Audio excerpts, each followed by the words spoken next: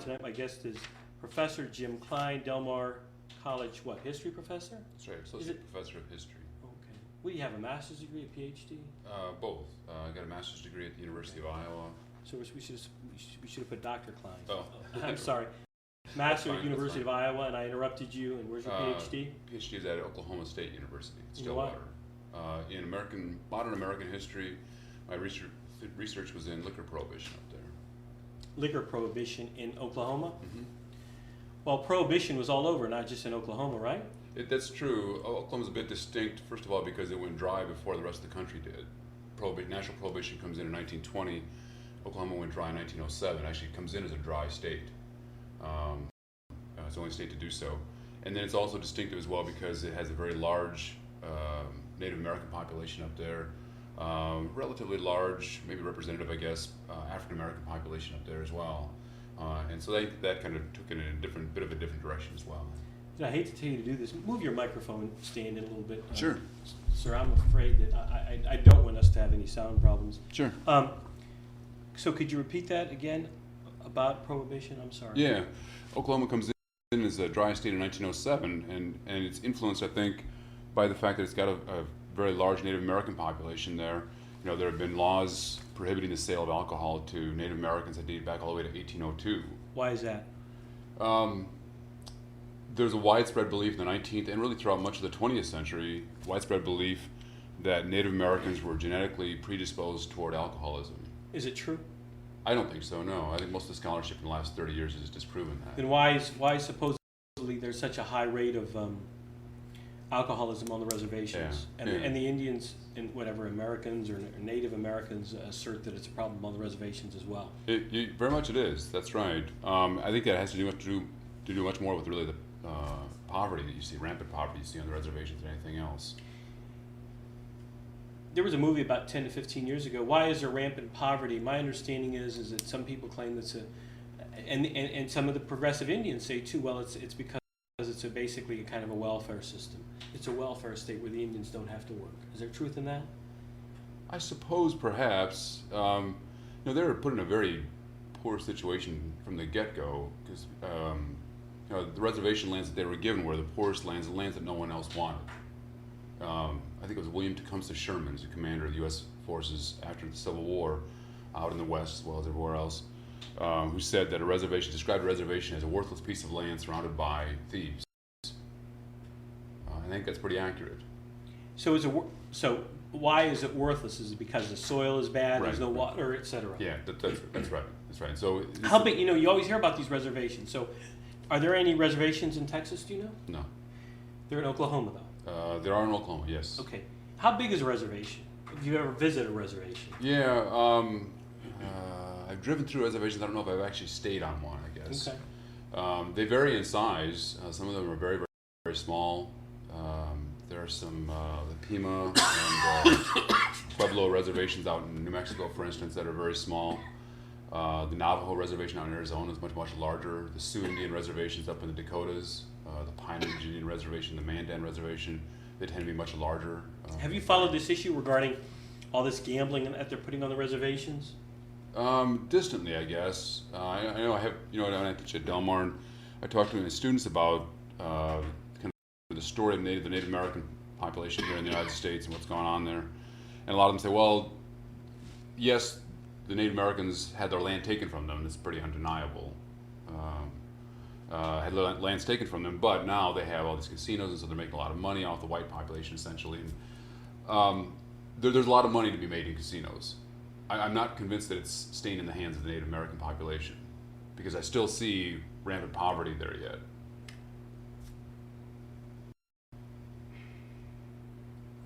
Yeah. I wonder who set up those casinos. I don't know.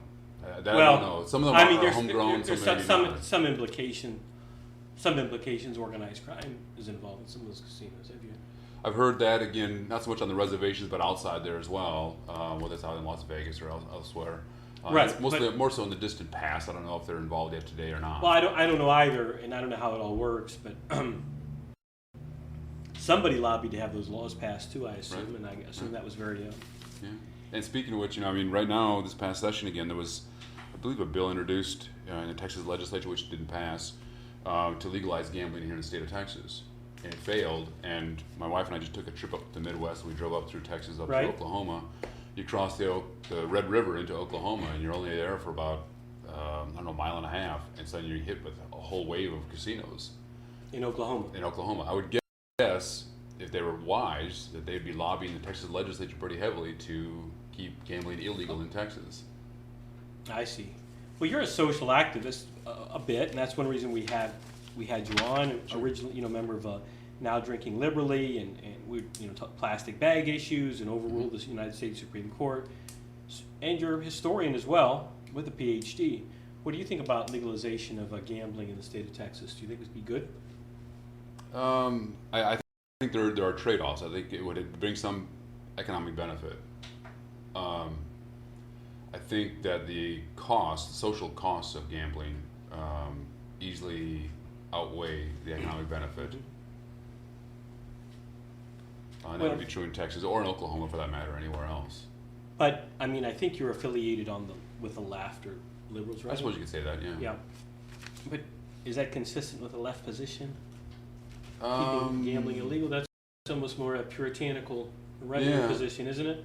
I suppose. Well, it depends. The puritanical opposition to gambling stems from the idea that gambling itself, the act of gambling, is immoral, and some of many of the Protestant denominations do believe that. Right. I do not believe the Catholics believe that. Right. That's right. Yeah, you have bingo halls. I mean, it's really kind of a version of gambling, but the opposition to gambling that comes from the left, and lots of people on the left are not opposed to it as well, are not opposed to gambling. But those who are opposed to it, I think, are opposed to it much more because of the social consequences of gambling, whether it's a gambling addiction or you look at the lottery. Here in Texas, really Powerball nationwide, virtually nationwide. Look at the population that buys lottery tickets. It's the poorest part of the population. And I'm not certain that version of gambling. I can't prove this, but it might actually be set up to appeal to the lowest socioeconomic group, and the casinos maybe appeal to a little bit of a higher group. Maybe. In other words, that lottery is obviously it's not a lottery; it's a numbers game. Right. It's a state numbers game, right? And commensurate with that, and as you could see by our local, what would you call it, stripes monopoly, you have a veritable gambling numbers game played at nearly every commercial street corner. Yeah, that's true. So at least the casino, you have to go in there to lose your money, and you get a couple hours worth of entertainment. Right. You go in and buy $50 worth of lottery tickets, man. You don't hardly get any entertainment. You don't even get your free drink. You know? That's true. I don't know, though. I would say for this Corpus Christi area, I don't know how you could be a successful.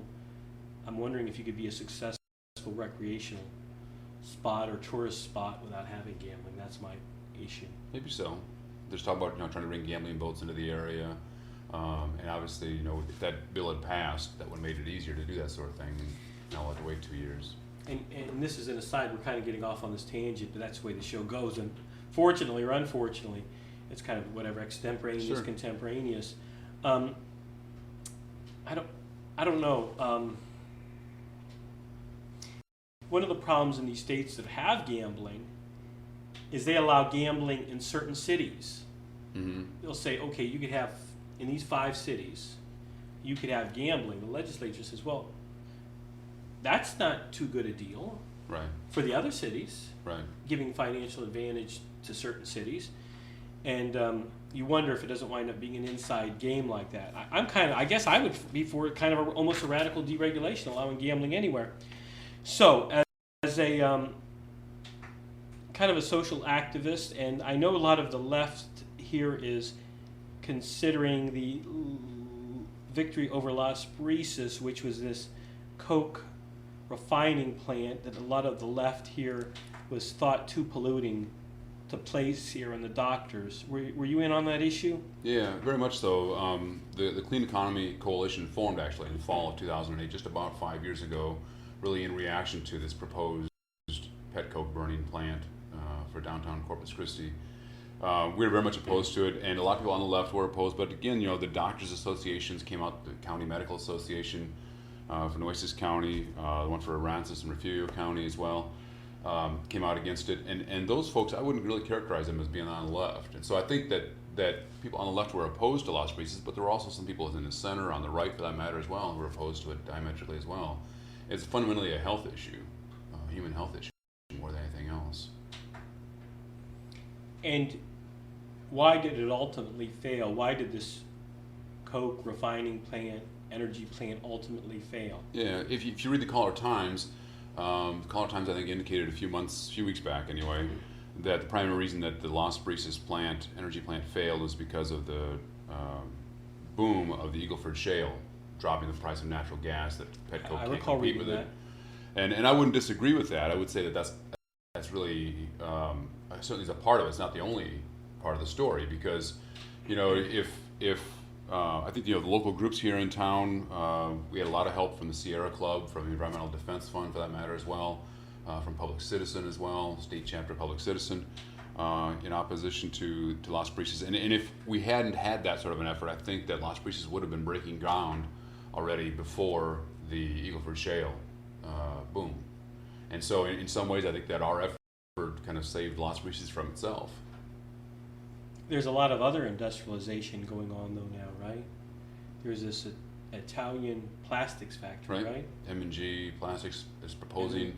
They haven't put any permits out yet, but they came and met with some of the environmental groups a few months back now already. It's back in May, I guess.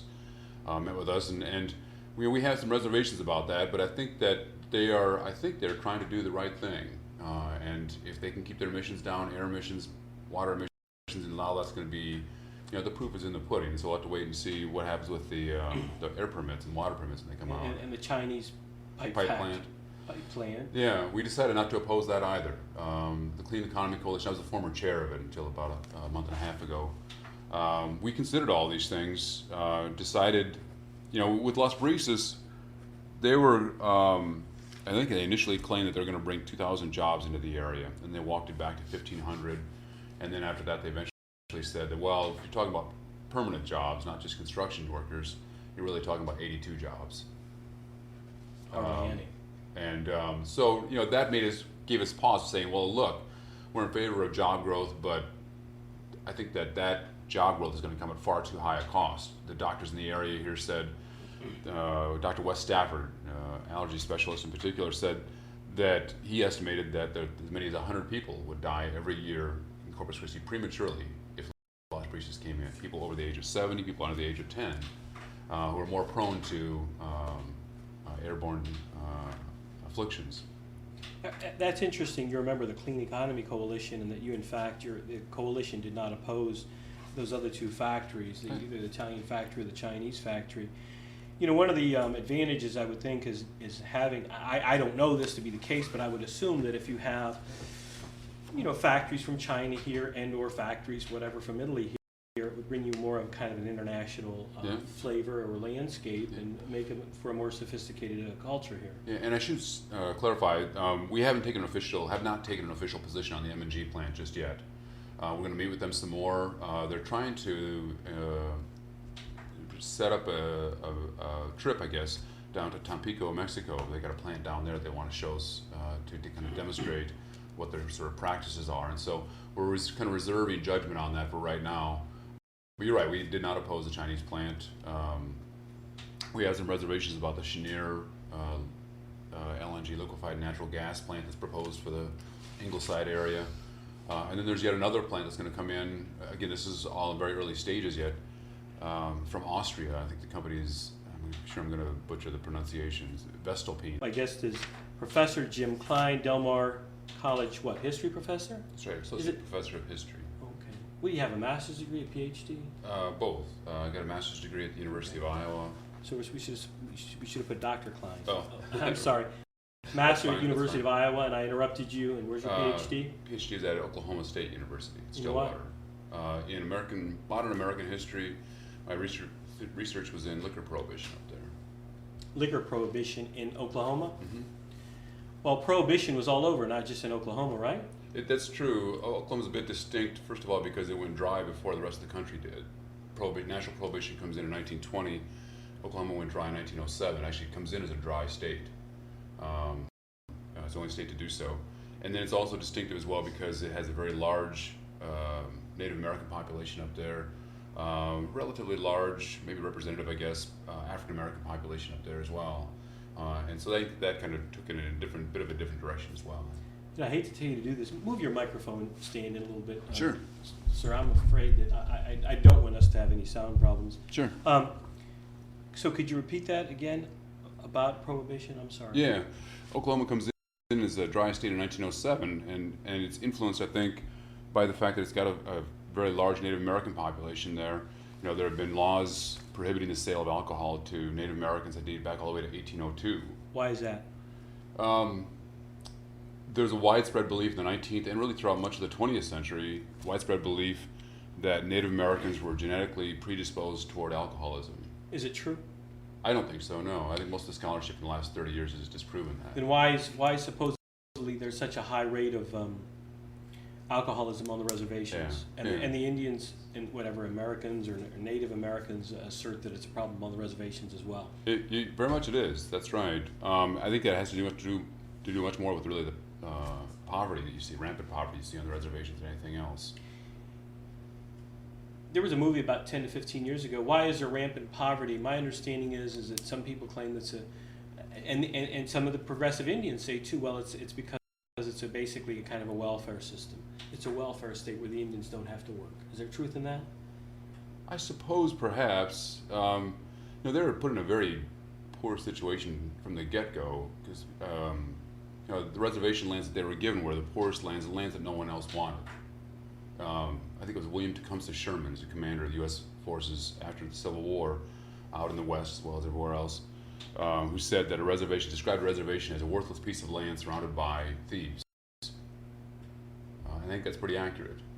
So why is it worthless? Is it because the soil is bad, there's Right. no water, etc.? Yeah, that's right. That's right. So How big? You always hear about these reservations. So, are there any reservations in Texas? Do you know? No, They're in Oklahoma, though. there are in Oklahoma. Yes. Okay. How big is a reservation? Have you ever visited a reservation? Yeah, I've driven through reservations. I don't know if I've actually stayed on one, I guess. Okay. They vary in size. Some of them are very, very, very small. There are some the Pima and Pueblo reservations out in New Mexico, for instance, that are very small.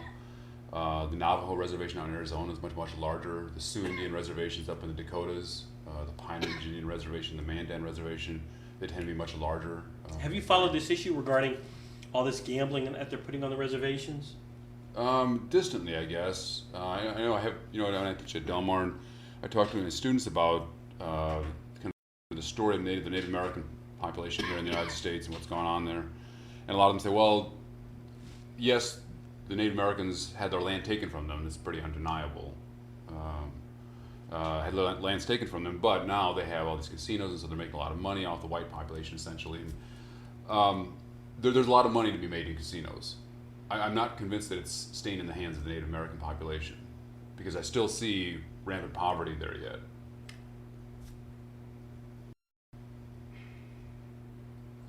Yeah. I wonder who set up those casinos.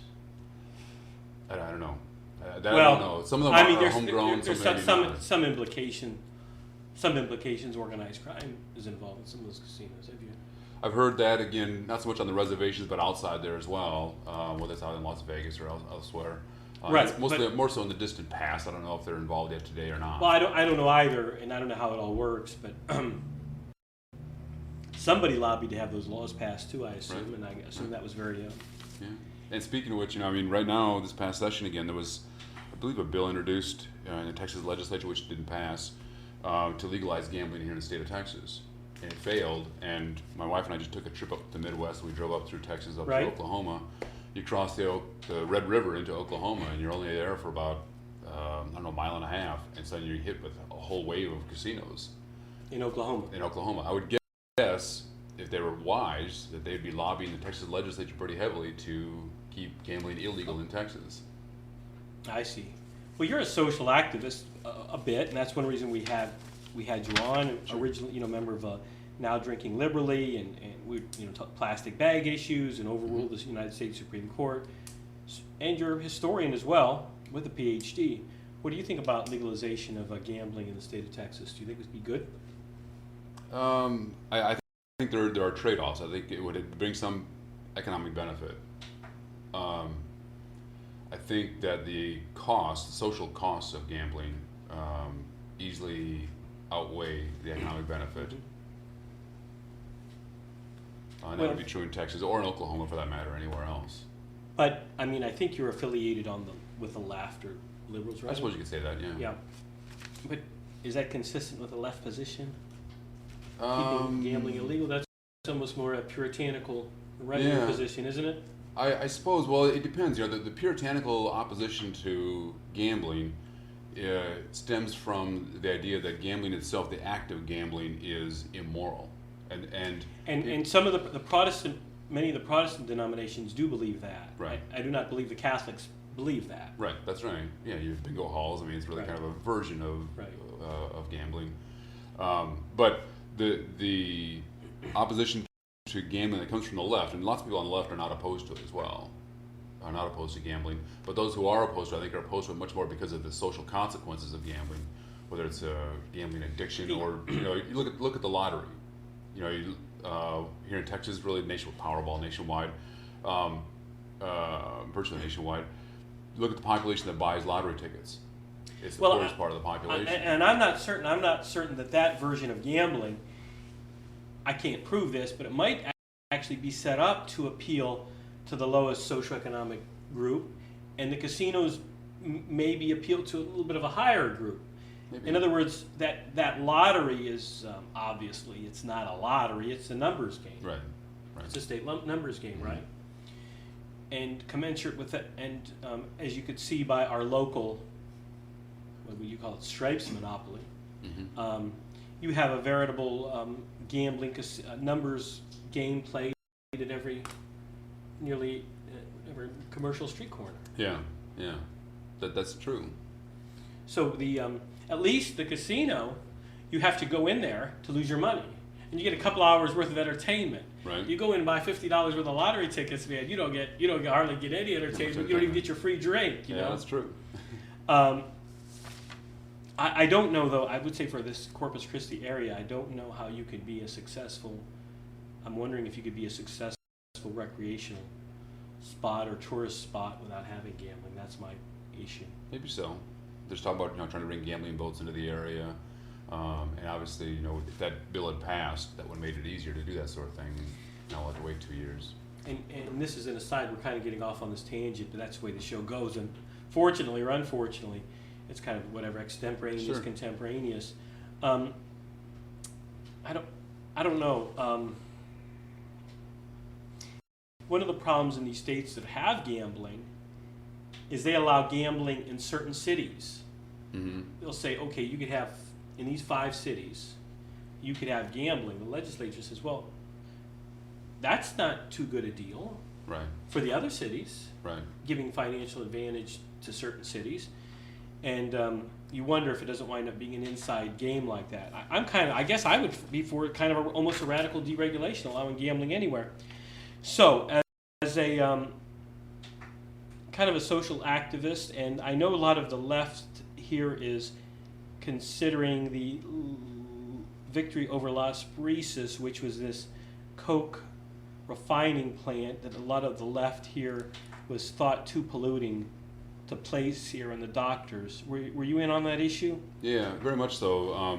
The Clean Economy Coalition formed actually in the fall of 2008, just about 5 years ago, really in reaction to this proposed pet coke burning plant for downtown Corpus Christi.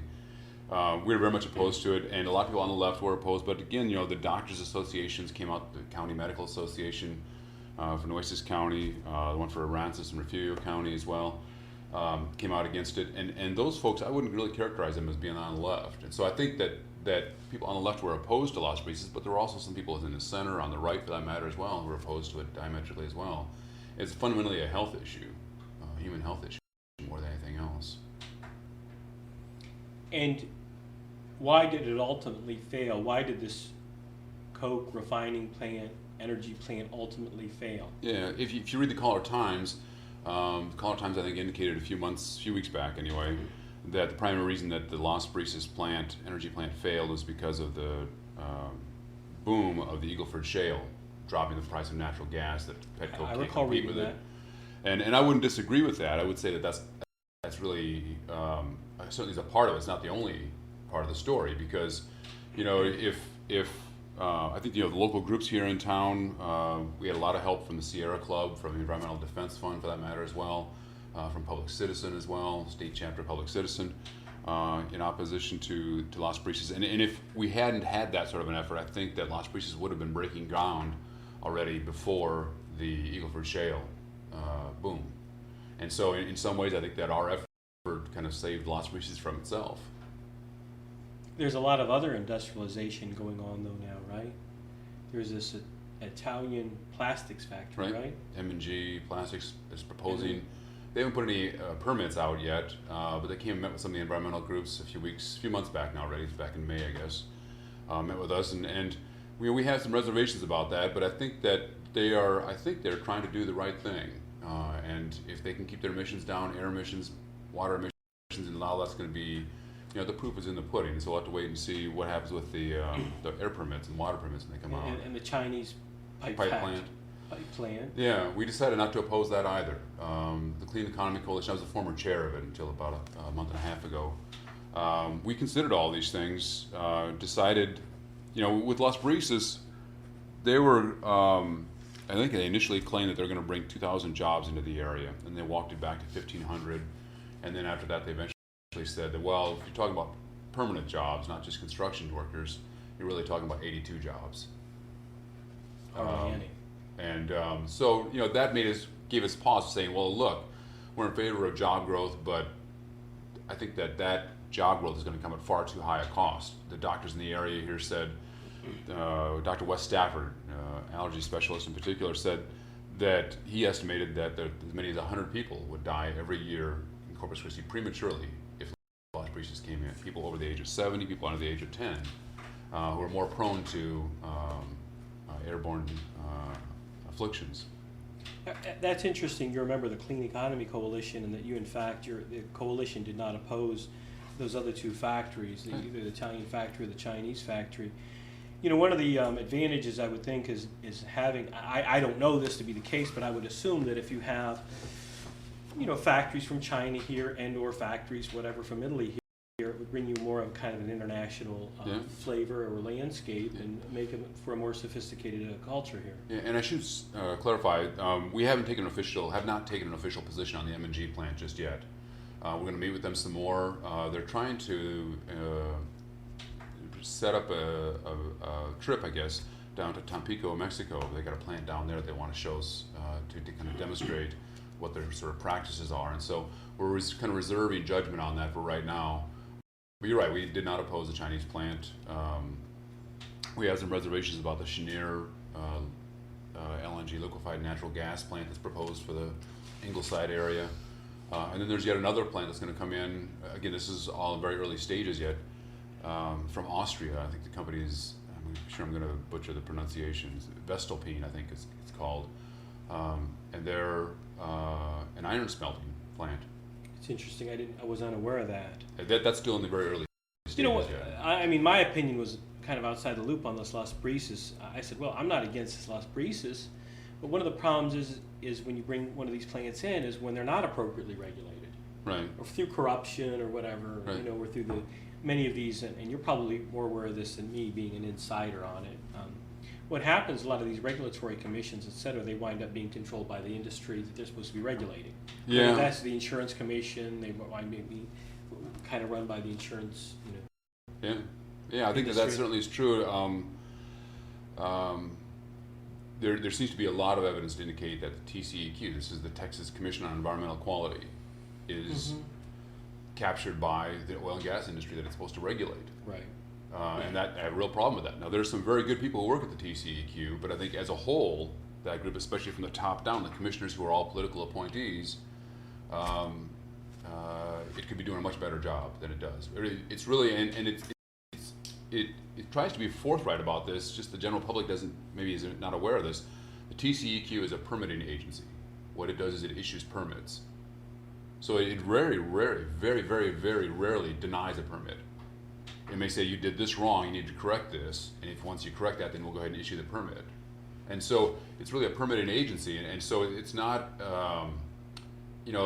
it's not like a state version necessarily of the EPA, Environmental Protective Agency, or Protection Agency. It's not like that necessarily. It's much more of a permitting agency instead. So its mission is a bit different, even though it is maybe the closest thing we have here in Texas to a state version of the EPA. The Clean Economy Coalition, is that a local organization? That's right. So how were you involved with it? How were you involved with it before? You were the president? President or chair of the Clean Economy Coalition, yeah, for about 3 years. So how long has this organization been around? Since October of 2008, almost 5 years now. And how is our emissions standards? How clean is the Corpus Christi environment regarding air quality? Yeah, it could be better, certainly, and I say that especially with regard to certain neighborhoods, because the air emissions vary quite a bit from one part of Corpus Christi to the next. We have, for the most part, prevailing winds from out of the southeast, off the Gulf, and so if you are living out on the south side, and this area here on Spawn Shoreline, the emissions tend to be much lower, whereas if you live up in the Hillcrest neighborhood. That's not, my house is on the south side. Right. And I practice law here, so I guess I'm lucky. But on the west side, it's much worse. The west side or the north side, Hillcrest neighborhood, Donna Park, those are the neighborhoods that are right next to the refineries. Sometimes I've driven out on 37 by those refineries when I'd be going somewhere out early in the morning. And one time, I thought, I don't want to say like I was going to die, but the air smelled like very toxic. Noxious. Like you couldn't breathe it very long without dying or something. It was that strong. Mm-hmm. Like a very, so I don't know what that exact chemical was or if that occurs very often, but that was driving on 37 out of Corpus Christi. Yeah, they are regulated by the TCEQ. The TCEQ monitors their emissions, but then they've also got things like fugitive emissions, where they have or an upset, or something that they hadn't planned for, and suddenly there's a larger release than they had expected. And that you can understand how that might happen, because people are fallible, and sometimes equipment messes up for that matter as well, independent of human beings. But the number of upsets at the refineries are large enough. There's several hundred per year, that you start to wonder how accidental these upsets are. Oh, so you're wondering if they're actually just negligent, or if it's just part of the cost of doing business, these releases? Well, if you've got a byproduct that is environmentally worrisome, you got to get rid of that somehow. And one of the ways you can do that is through these fugitive emissions. It just goes up into the air. Then you say, well, we didn't really see that coming. And there's a friend of mine, Susie Canales, who's another group called Citizens for Environmental Justice, and she's been fighting with them for about, I think, more than 10 years now, maybe closer to 15 years already, trying to get the TCEQ and the EPA and really anybody who's out there to kind of pay attention to what's going on in the Refinery Row area, the release of benzene and things like that. When you have been involved with people over the years, involved in some of these issues, it's pretty tough, isn't it? Dealing with people, and I've been involved with the Taxpayers Association a little bit, and not that many formal organizations, but I must admire your tenacity. I find that sometimes people get involved in these groups have you seen many people get involved with these groups just for their own ego or ego gratification? Yeah, I'm sure there's probably some of that. It's kind of disappointing, isn't it? You're going to find that in any group. Yeah, it is. I think you need it's best if you can kind of keep your eye on the ball, on the big picture, and don't allow there's always going to be some pettiness in any group organization or interactions, and just try to get past it or get through that, keeping in mind that the goal is not to promote an individual person, but rather to achieve something bigger than the individual. Right, somebody who might want to become a local celebrity, Right. or they want to become the local hero and they're on TV, and then, and you wonder about their goals. I've seen that Right. before, and it has concerned me. Um, and you were talking about the TCEQ. What's the TCEQ? It's the Texas Commission on Environmental Quality. Okay, and that's a state organization, and they're out of Austin. That's right. They have a local office here in Corpus Christi as well, but they are based out of Austin. Texas Commission on. Environmental Quality. What do you think of the group? The TCEQ. Yeah, what do you think? As I said, I think that there are some really good people who work in the TCEQ, but I think as an organization, they could be doing a much better job than they are. Regarding what? I think monitoring emissions from places, the 6 refineries that we got here in Corpus Christi, from plants like there's a U.S. Ecology plant out near Robstown, which is a toxic waste dump. What is it? U.S. Ecology. U.S. Ecology, and we have a toxic waste dump in Robstown. Yeah, south of Robstown, actually about 2 or 3 miles. What do they dump? I don't know exactly.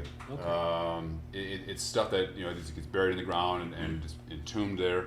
But a lot of the population living out there have been concerned about that. They've been out there since the 1970s, I guess. Is that right? Yeah. Yeah, it's interesting.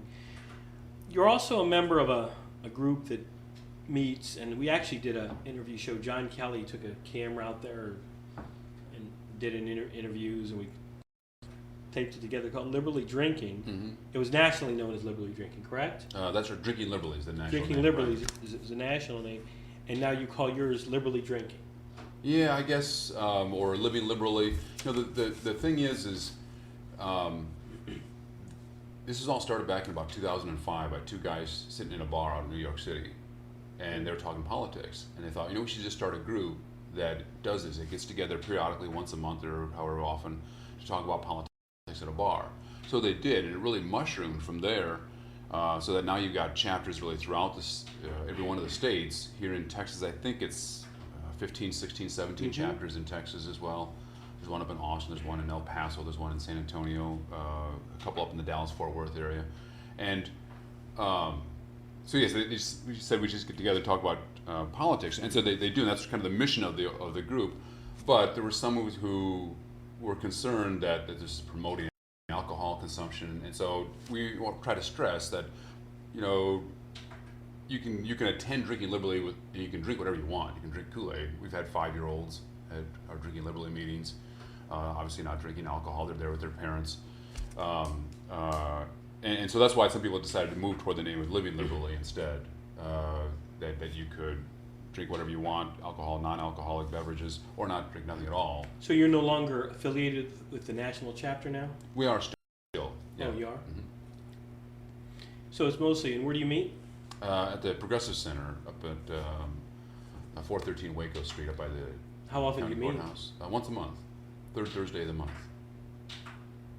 And is it just to talk politics, or do you have an agenda to complete anything? Yeah, that's a good thing. And that's one of the beauties of Drinking Liberally, the local chapter here in Corpus Christi, is that a lot of people who attend are politically active or socially active in a number of different organizations. And the beauty of Drinking Liberally is that there's no agenda. And so everybody attends and you can talk about whatever you want. So for instance, one night we talked until about 1 a.m. about Aztec Indian culture. Another time we talked about gardening for 4 or 5 hours on end. And then we could talk about politics as well, local politics, national politics, sometimes social issues for that matter as well. I suppose, I don't know if we got into sports all that much, but once in a while. I've heard a lot about this plastic bag issue here in Corpus Christi that's been getting a lot of attention.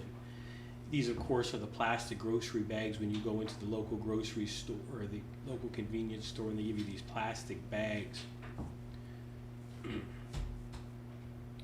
What's the story on that? Why are the plastic bags important? Have you followed that issue? Yeah. The Clean Economy Coalition has taken a stance on that as well. We're very much in favor of an ordinance to try to reduce the number of use of those single-use plastic bags.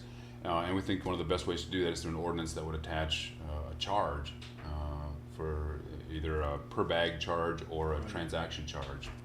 Well, that's what I thought too would be the simplest thing, is to charge a penny a bag and then donate the penny to whatever to some sort of thing to clean them up. But I understand that. Did you hear this issue? And it was discussed on one of the shows before that supposedly if you use reusable bags, that they're kind of germ-ridden and there's a certain amount of contamination in reusing the same bags. Yeah, I've heard that already before as well. I think that came from a study that's already been disputed. Well, I could believe that too, because much of what you buy is already contained, right? Right. It's just the vegetables and that, and some That's of the right. meats might be, That's right. you know. And they always tell you to wash vegetables anyway before you eat them. The other groups that you're interested in, and of course I do criminal defense, and I know that I'd gone to a Unitarian church I think in a group that you had sponsored, the local Unitarian church, about some innocent victims that had been freed from death row in Texas. And these 5 men, I believe it was, went through their experiences. And I think the name of the group that you're involved in is called what, Death Penalty Vigil? Or you have Death Penalty Vigils. That's right. We do here in town. Mm-hmm. They are held, well, every time someone's scheduled to be executed, there's a vigil held here in town at the Incarnate Word convent over on Alameda here, I guess, but I'm not sure where that's at exactly, in between Texan Trail and Louisiana in there. Yeah, several of the nuns will appear for that, and several friends of mine as well. And I've gone to several of them myself if I hear about it in time. Usually we don't get word about it until the day of, and so it's hard to kind of make last-minute schedules. Are you very familiar with the issue? Like how many people were sentenced to death last year in the state of Texas, or how many this year? I don't have a lot of details on that. Yeah. Why are you involved? Why are you involved in that? In death penalty vigils. What's wrong with the death penalty in Texas? Is there some problem with it? Is it not fairly administered, the death penalty? Do you think the death penalty should be illegal? Do you think is there a problem? Too many innocent men are sentenced to death? What do you think? Yeah, I think that probably all of those are true. I think it is administered unevenly, and there's a study on National Public Radio, I guess, this is 7 or 8 years ago, right? It's a little bit dated, about the death penalty nationwide, and they were looking at kind of the racial implications of the death penalty, impact on the death penalty, and they said it's not so much that an African American person is more likely to be executed than a European American person, but what's much more specific to race is that someone who commits a crime against a white person is much more likely to be put to death than someone who, for instance, kills a black person. Well, I could believe that, or I wouldn't dispute that. I don't have enough knowledge to dispute it. I think there's other complex issues. I was, of course, you're at home, you're joking with your brother or something. I said, look, they could put that Jodi Arias on trial 10 times. They're not going to kill a pretty white girl. Ain't going to happen. There are gender implications as well. There's gender implications, there's socioeconomic implications. I mean, a friend of mine many years ago, well, I'll tell you one of the things many of my clients who are criminals, have criminal records, will say, well, how could they bring up my past? I've already paid my dues to society for that. So another implication, of course, is many of these men who are put on trial who have these bad criminal records, or not terrifically bad, but just have been arrested before, they're much more likely, obviously, to get the death penalty. Mm-hmm. And that's even something that could be considered. Well, is that right? I don't even know. But I do know that the juries basically on the death sentencing are permitted to consider nearly everything. Mm-hmm. A DWI, I believe, etc. I haven't tried a capital case in many years, but on those capital cases, you wonder if in fact there shouldn't be, it is unreasonable to try to prove somebody should receive the death penalty based upon relatively innocuous crimes. Right. I think there's a lot of issues that probably aren't intelligently discussed. Yeah. And I'll tell you something else. Have you ever discussed, in your involvement in this group at all, like what's called the law of parties? I don't think so. Well, I think there's a certain number of these people that are given the death penalty who never killed anyone or never helped to kill anyone, but they perhaps drove someone to a robbery scene, and under the law, when somebody was murdered at that robbery scene, they were held liable for the murder and also given the death sentence. Right. I don't believe that I'm, And their crime seems to be hanging around with the wrong person. or Being engaged in a crime, or but being still. engaged in a crime, and then the question is was it relatively foreseeable that this Right, person would right, go crazy and right, kill someone? Right. And a lot of times I don't think it is, and I've got to say I'm probably better read in ethics and religion than the average person, but I'm not an expert. And gee, I'd have a hard time believing that any religious group could justify capital punishment for someone who was merely associating with someone who Right. committed a murder and didn't know a murder was going to be committed. I mean, ethically, I would think that's rather questionable. You're also, we also have something coming up called Destination Bayfront that some of the people that are active politically on your side of the spectrum are against, I believe. Yeah. Have you taken a stand on that, or are you involved in any of these movements against Destination Bayfront? I'm not at the forefront, I guess, of any of those movements, and I'm not sure if that's really. I think that one also really kind of cuts across political lines. I think that there are people on the left, people on the right I who think you're are right. equally opposed and equally supportive of it, for that matter as well.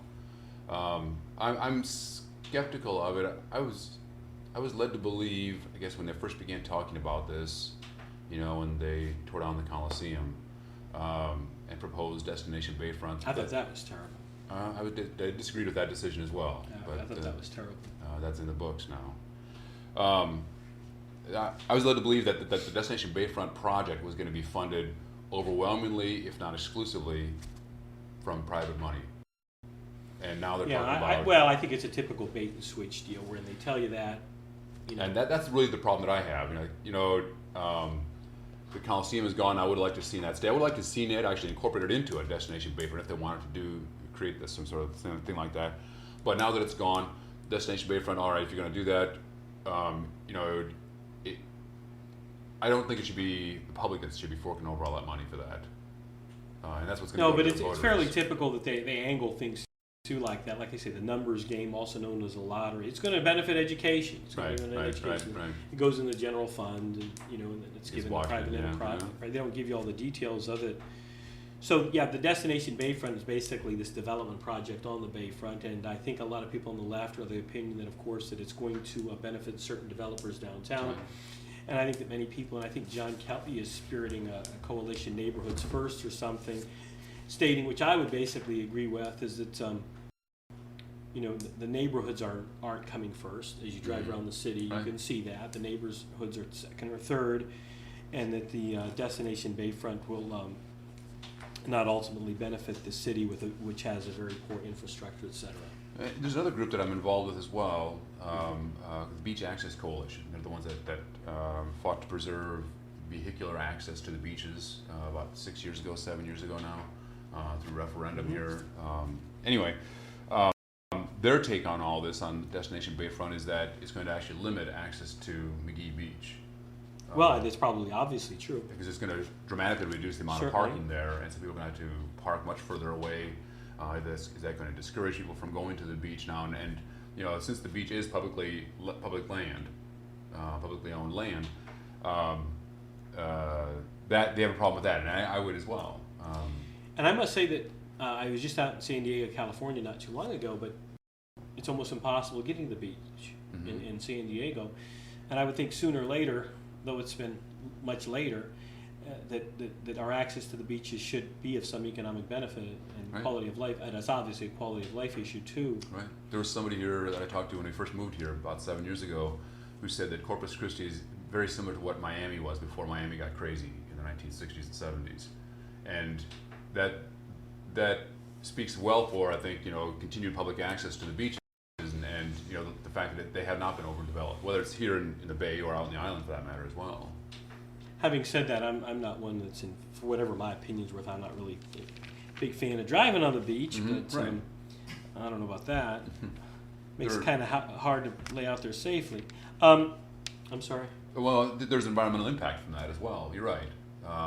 But the concern with maintaining access to the beaches, I think, is that if they had banned vehicles from the beach, it seemed that the Beach Access Coalition that this was going to be a direct line now toward closing off public access to the beach and setting up a whole series of hotels, much like what you have down in Brownsville, you know, where they have wonderful beaches down there, but you can't get They to do? them.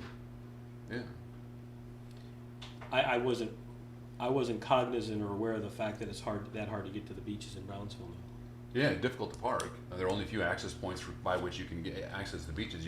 They're all publicly owned still yet, but very difficult to get to because you have to kind of walk in between the various hotels and other structures they got down there. So but that is part of the Padre Island National Seashore also down there, is that right? You No, also- it's Padre Island. The National Seashore Right. is separate from that, and much smaller actually. Is it? Well, Yeah. I don't know. I know here in the Corpus Christi area, Yeah. the Padre Island, whatever park is pretty large. I don't know. Yeah. So we don't know if it extends how large it is in the Brownsville area, further south. Yeah. It starts, I guess, about 7 or 8 miles south, 5 or 6 miles, I guess, south of Corpus Christi out on the island, and then it extends, you're right, all the way south. I think at least maybe to the Mansfield Cut, but I don't believe it goes all the way down to Brownsville. So that might be one of the differences. You're also involved in a kind of an interesting issue that many things in the Supreme Court concern me. A call to action: organizing our committees to overrule the court. Mm-hmm. People's movement to amend the U.S. Constitution, working together to abolish corporate personhood and regain control of government for and by the people. And I think this has to do with that commonly referred to as the Citizens United decision, Yeah. which I have not read, but which I'm familiar with in the whatever popular media, which probably isn't a good way to get the information, which is basically the Citizens United decision stated what? This is Citizens United versus the Federal Elections Commission from January 2010, and the question before the court was, should restrictions be placed on campaign finance spending? Mm-hmm. And in a 5-4 split decision, 5-4 decision, the 5 justices of the U.S. Supreme Court determined that there should be no limits on the amount of money being spent in campaigns. And it's my understanding, correct me if I'm wrong, the reasoning goes something like this. A corporation is a person. A person is entitled to unlimited free speech. Right? Money, one of the prior Supreme Court said, money is equated with free speech and unlimited free speech. Therefore, a corporate who is a person is entitled to spend unlimited amount of money Right. in political contribution because that's free speech. That's right. Those are pretty, I mean, in my opinion, Mm-hmm. not being a constitutional scholar and just being a kind of refer to myself as a street attorney who represents people every day for Mhm. money. That's a pretty tenuous series of decisions and of logic wherein you have unlimited campaign contribution because by corporations, because they're persons Right. and they're entitled to spend unlimited amounts of money. So effectively, the voice or opinion of the views of these politicians who are running for office is going to be primarily propagated through these corporations who have unlimited money to advertise for their politicians or their That's right. political needs. Or it could be, for that matter, an individual as well. You know, a corporation or an individual. Again, the courts view Well, them the Koch basically brothers the are same. often condemned for supposedly, I assume they're acting as individuals when they could. Right, right. You know, or you could look, you know, the Koch brothers are on the right. You could also look at George Soros on the left, spends a great deal of money in political campaigns as well. Sheldon Adelson's last time around spent a great deal of money, especially on Newt Gingrich's campaign, several $1 million, really kept him in the campaign, in the Republican primary for about 6 or 7 months, I guess, really all by himself. And, you know, it begs the question. Yeah, and I don't think Mr. Gingrich this last time around did a great job. I think he was saying a bunch of outrageous stuff. He I don't think he was. And maybe because he had the power, the money behind him didn't totally work. Right. It begs the question. That's right. If he had not had all that money behind him, 15 million, whatever the heck it was, how long would he have lasted? You know, I'm going to say something else, and I don't think this is an issue, but this is an aside issue. I don't think I've ever seen a civic organization, and I can't speak for the religious organizations as much, but I've never seen a civic organization where there wasn't a lump sum of money where some guy wasn't trying to steal it. Yeah. And you know what I'm saying? In other words, these campaign contributions with limited amounts of money, I don't know how many of these politicians are siphoning off money from it, but I would venture to guess it's not very hard or difficult, because in my limited experiences in politics, there's really no government sources to really overlook them Right. or to regulate them Right. in terms of their spending. They'll have you fill out a little slip of paper, it's never followed up. When you run for local office, it's never followed up on, et cetera. Has that been your I assessment guess so. also? You know, there are state as well as federal election ethics rules that you're supposed to abide by, and it is possible to run afoul of those, but it's very easy, I think, to evade them as well. I think especially now with the super PACs, you know, because the thing with Excuse me. the political action committees, the PACs, came into being, well, actually back in the 1940s, became popular in the 1970s, and that's about the same time that the U.S. Supreme Court in about 1976 said that free speech or money equals speech, and so money campaigns cannot be regulated, and that allowed for kind of the growth, the blossoming, I should say, of the number of PACs, political action committees. Those, it's fairly easy to still track the money going into them and where the money's going coming out, and so you can regulate that a bit easier. But the super PACs, which have come into existence now since the Citizens United case, there you can contribute to the super PAC anonymously. So That's have another the thing idea they're where it's allowing, coming they're from, allowing to be done. and the question is, how is that money being spent? There's very little regulation, very little oversight on that, and so, you know, Stephen Colbert, the TV personality, did a wonderful job. I think he really deserves some sort of a civics award. About a year or so ago, he brought in an attorney, campaign finance attorney, to help explain all this, and set up his own super PAC and demonstrated how you can just simply take money out of a PAC and put it into a super PAC now, and from there it just kind of goes into a black hole. You don't really know what happens to it. So what is a super PAC? What is a super political action committee? What is it? Again, these came into existence only in the last 3 years now or so. I guess since the 2010 election anyway. You can contribute to it anonymously. According to the law, the super PAC cannot coordinate with a specific candidate. And so if candidates A and B are running for office and I set up a super PAC, I can't contribute my money to the super PAC money to candidate A, nor can I coordinate with him. However, if I want to run negative ads against candidate B or positive ads for candidate A, I can do so. Right. And if right. candidate, I remember that issue now. yeah, You know, have you ever thought politically that the average American citizen, and you know, whatever, I mean, I'm a member of a major religion, but I often wonder if any of these, whether it's religious bodies and or political groups and or nonprofits anyone should have tax exempt status, because there's so many abuses like this that occur. right. Yeah, that is a bit of a separate issue, but I think it's a question that's arising now. Isn't it true, excuse me, but not meaning to interrupt you, but the political action committees, they're tax-free organizations, aren't they? I thought that was a related issue. I believe that's correct. I'm not sure I about believe that. that's right. Well, there's a, what is it? 901C, what do they always say? 501c3. There's a 501c4 now, I believe, as well. Right.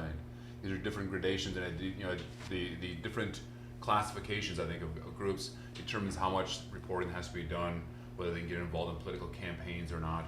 Yeah.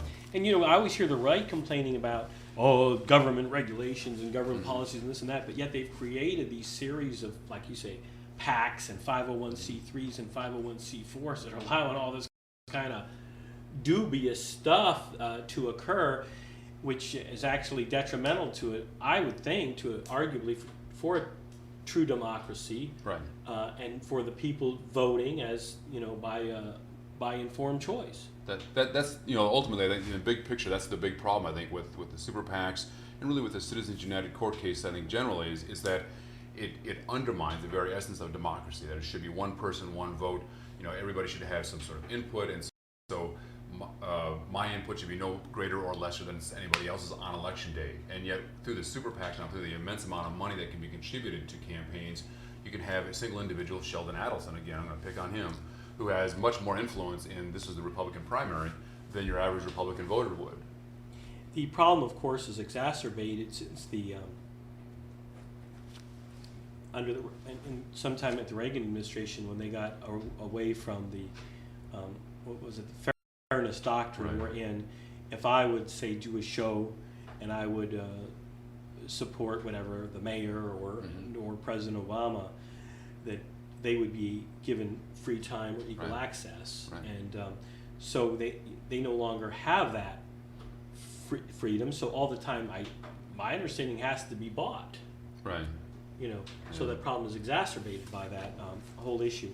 So you're how are they going to get away from how does your group intend Right. to try to overrule this Citizens United decision of the United States Supreme Court, which basically permits unlimited amounts of money by corporations or individuals for certain politicians? How are you going to, what is the plan of attack? Sure.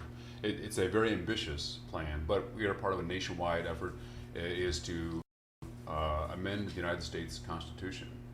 We're talking about the 28th Amendment, proposing a 28th Amendment to state two things. First of all, that corporations are not people, they're not natural born citizens, natural born people, and do not have the same constitutional rights as living, breathing human beings. And secondly, that money is not speech. And if you can get those two things inserted into the Constitution, that I think can help us to bring in some meaningful campaign finance reform, much like the McCain-Feingold law was thrown out entirely by Citizens United. And that was a bipartisan effort. Russ Feingold from Wisconsin, Democrat; John McCain, Republican from Arizona. Oh, okay. Was that law mentioned in the Citizens United decision? Do you know? I don't know if it was mentioned Okay. specifically. It may have been. It had a specific different title, I guess, than the McCain-Feingold law. That's what is commonly known as.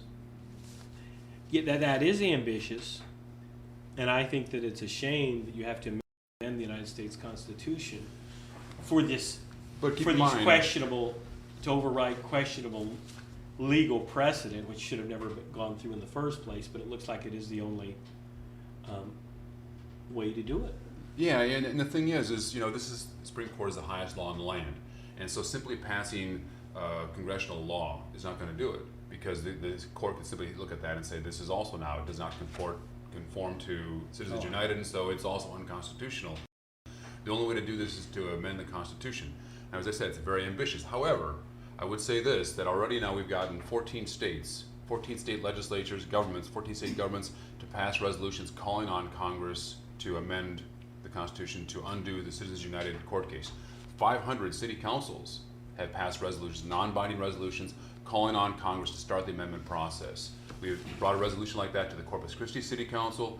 Mayor Martinez was very much in favor of it. Several of the council members were very much opposed to it instead, and then it didn't really seem to go anywhere because of that. Well, I would think that if I were sitting on city council, I might have said something like, well, what's this got to do with us? Sure. Sure. And even though I might in my heart be in favor of it, Sure. which I obviously am, not having studied the issue, Yeah. And that's what they said as well, that this is not really a local issue. For one of the arguments they made is this is not a local issue. Well, since Citizens United up in Oklahoma City city council races, a single super PAC came in and spent $400,000 to get 4 council members elected, 4 candidates elected. They ended up electing 3 out of the 4. 400,000. So you could the impact of Citizens United can be felt not just in the congressional races or presidential races, but also in local justice of the peace Well, I would or certainly city think so. council. And so Certainly I think it think is so. very much a local Well, I issue. mean, many years ago, about 16 years ago, when I had even run for city council, there was one of the unions or one union out of Chicago had given Ed Martin $50,000. Mhm. I'm thinking he's running for at large. Mhm. Now that was before Citizens United, et cetera. Right. But that's just an example Right. of the sort of abuses that could take place by people that might have a financial interest in getting their person in Mhm. for various union projects, et cetera. Right. Yeah, and with what we are calling for now, the amendment we're calling for would apply to corporations, to nonprofits as well, and also to unions. for that Well, you matter as know, well. I never hear this intelligently discussed, but when we talk about corporations as persons, what offends me is a corporation, and I've said this on this show before, and I hope I'm not repeating myself, but that's just a legal construct. Yeah. You don't have to have corporations. Right. They're a product of the laws of us allowing them to exist. Right. You could just as well put in an amendment to the Constitution saying that the corporate structure is outlawed. I mean, there's no, that is not written in stone. That's true, and we were very specific. Locally, I think we're on the same page as the national organization as well, the Move to Amend organization. That we're not trying to destroy the corporations. We think the corporations can do very good things in our economy. Well, I disagree with you there. But I would think be they for should the- be out of politics. I mean, I'm saying a very radical thing. I would be for the destruction of the corporation. I would be for that, even though I'm not learned, and this is just my opinion, the same as anybody's out here. I mean, the abuses, the bankruptcy, the fraud, the lack of accountability. Yeah. I mean, I don't know. I mean, just use a general partnership scheme or solo proprietorship. But I think that if you look at the, so many abuses that have, whether they've corrupted politics or whatever, environmental abuses, et cetera, it's just, they've been devastating. Yeah. And now, gosh, somebody without being too much of a conspiratorialist, you could argue that this 2008 bailout of the Right. corporations and The that banks, took yeah. that took place not just here, and it was largely censored. General Motors got a bailout in Canada, Right. for et cetera. Right. They got these bailouts all throughout the world, and then at the same time, in the whole Western world, they said, okay, now all the citizens are going to get less in the social welfare benefits. Right. They did this throughout the world, whether it was in Greece or the United States, and it would seem to bail out these corporations. You say, well, my gosh, how much are we supposed to pay? Right. Right. You know, Yeah. it almost seemed like a mammoth con at a whatever all over the world. Yeah. Very disappointing to see. Yeah, I mean, corporate welfare I think is growing. That's not anything that's happened recently, but that's been a long-term trend now in the last, I don't know, 20 or 30 years, I guess. And I think, but I think it is related to this once again as well, because they're able to have so much more influence in the electoral system that influence in the electoral system translates into influence in policymaking then as well. Did you read those books, The Pathway? I only read the first one, the Pathways, the Power books by that. It's Robert Caro. Yeah, Bob Caro, Johnson. yeah, Bob Johnson. I have not read them. I got one of them on the shelf. Okay, at the office, I read the but first one, and he was very closely associated with Brown and Root, and that's Right, who put right. him in power, basically. And it's, you think of him as being liberal, but my gosh, Right. holy Moses, was he this guy something? Lyndon Johnson. So, I guess this corporate support of these presidents goes back a long way. At Yeah. least, and that was a very well documented, very fine book. Actually Thomas Jefferson in 1816, Right. he threw out a warning shot about the growth of corporations already then in 1816, and he was predicting what was going to happen. He was predicting the Rockefellers and Carnegies 50, 60, 70 years later that they were going to have far too much political influence. Yeah, the whole thing, that whole issue is rather shocking. So, regarding the Citizens United decision, the Supreme Court decision, your group is the group that you're affiliated with locally. Basically, believes it will take constitutional amendments. Is that right? That's right. And as I said, 14 states have already signed such resolutions. The amendment process is difficult, and it should be, because it should not be easy to amend the U.S. Constitution. You need 2/3 of Congress to sign off on an amendment. We can't get Congress to pass simple legislation anymore, it seems. But you need 2/3 of the Senate and the House of Representatives to pass an amendment, and then it goes to the states, and then 3/4 of the states have to sign off on it as well. But I think the fact that there is such a groundswell of support for this, more than 1 million, well more than 1 million people now have signed petitions calling on Congress to act on this. A number of members of Congress, several hundred members of Congress, have already said that they'd be willing to sign such a petition. Still clearly not a majority yet, but a sizable minority has already said so. So, if I want to amend the United States Constitution, and I God forbid, I think a little bit like Don Quixote. It's a big project, but if I want to get involved with a move to amend the Constitution, I would have to call 361-334-3908 and speak to Mr. Jim Klien, That's which would be me. you. Is That's that here right? locally. That's right. There are a couple of websites you can go to as well. There's What website would you go to if you're interested in amending the Constitution to overrule that United States Supreme Court decision? I would go to, I guess, first of all, movetoamend.org. That's the kind of parent national organization that our group is affiliated with. I think that we've got a page on their website as well. Our local Corpus Christi group does. There is also a linkage now underneath that Move to Amend umbrella, a linkage of different Texas groups as well, called Texans United to Amend.org. They have a website as well you could go to also. And you know, we really didn't get a chance to speak to you. You are a Del Mar College professor, right, of history? Right. So what are you teaching right now? It's summer. Do you teach anything? I'm not teaching in the summer, no. No, I'm actually doing some research in Corpus Christi. What kind of research? Right now I'm into the early part of the 1920s, and my research has been in liquor prohibition, so I'm looking at that once again here in South Texas to see how prohibition is being enforced. But I'm also looking at other things that I thought were very, very interesting. During World War I, the use of the Committee on Public Safety, I guess, Council of Defense here in Nueces County was used really to regulate and hold down wages for migrant farm laborers, which seemed like a strange sort of application for a committee Very like strange, that. right? But they argued that it was a wartime necessity, that there was a need for the cotton to be picked, harvested in a timely manner, and so they set up a committee, and well, it just so happens that the committee is populated by cotton growers, and there are none of the laborers who are sitting on the committee. And so when they went about determining what their mission was going to be, they said, well, one of the things we should do is to lay out and set the wage scale. We're going to pay people 75 cents per 100 pounds of cotton. Mm-hmm. In other words, it was actually limiting. It was like a ceiling. That's right. And their argument was that we need to put a cap on this, a ceiling on wages here, because the demand for labor now is so much higher because of the war. Of course, everything was pretty much. This was during World War I, also. That's World War I. Right? I mean, I'm obviously more familiar with all the controls that took place in World War II. Mm-hmm. You know, I had a teacher one time who had a master's degree, and he had always argued that in World War II, that the fascists actually won because we had to take over such control over our economy in order to combat them. That it was an argument that the efficiency of fascism and the centrally controlled state was more efficient. If you agree that, if you believe that a centrally controlled state is automatically fascist, I think your professor's right. Yeah. So that's an interesting issue. Well, I wanted to thank you for coming on. This has been Doctor. You don't go by that too often. Dr. Jim Klien, involved with, of course, the move to amend the Constitution. His phone number is 361-334-3908, local professor, Del Mar College. Thank you for coming on. Thank you. Thank you. Thank you. Thanks for having me. Good night.